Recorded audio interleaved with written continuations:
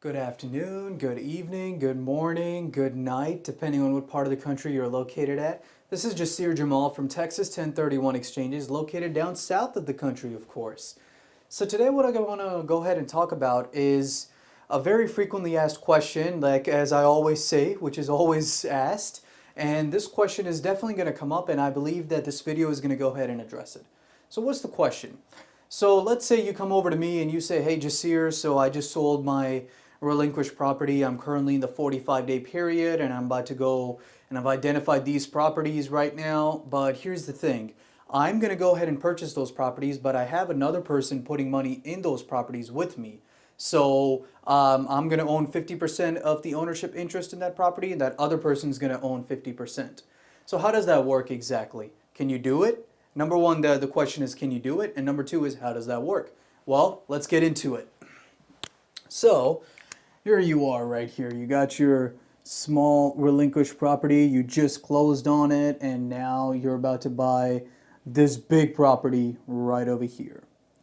So what happens over there? So your capital gain proceeds are not enough to go ahead and purchase this property entirely, which is why you decided to cut in a partner to go ahead and help you purchase this property. That partner will own. Let's say that partner's name is M. That works. And let's say your name is J. So you, as J, will go ahead and inject all your proceeds into this property right here and purchase it, and you'll hold 50%. And then the other partner is going to go ahead and hold another 50%.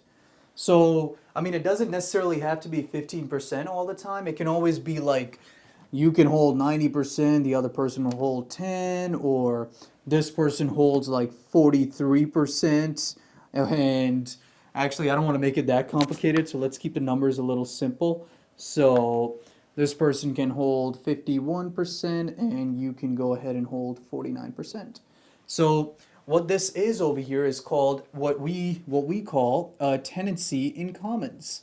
This is the term right over here.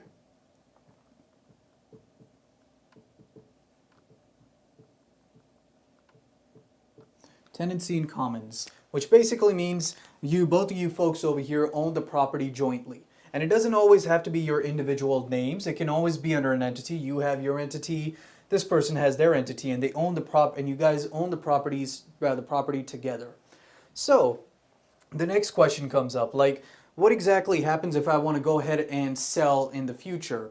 Or how about this? How about we put it this way? What happens if my partner M over here goes ahead and sells his proceeds in the property and goes his separate ways, and the next thing you know, I end up becoming a full 100% owner in the property? What happens then? Nothing really happens. You are okay. Your 1031 or your capital proceeds are not being taxed. Your partner is the one who decided to cash out and go his separate way. So therefore, they can go ahead and do their 1031 exchange into another property, or they can simply go ahead and just pay their capital gain taxes and go their separate ways. You are okay. You are not going to be faced with any capital gain taxes until you sell your portion. So that's it for me today, folks. I really hope this video was valuable for you guys. I hope you got a lot of knowledge out of this. But until then, if you guys have any more questions, feel free to reach out. And until then, I will see you all next time.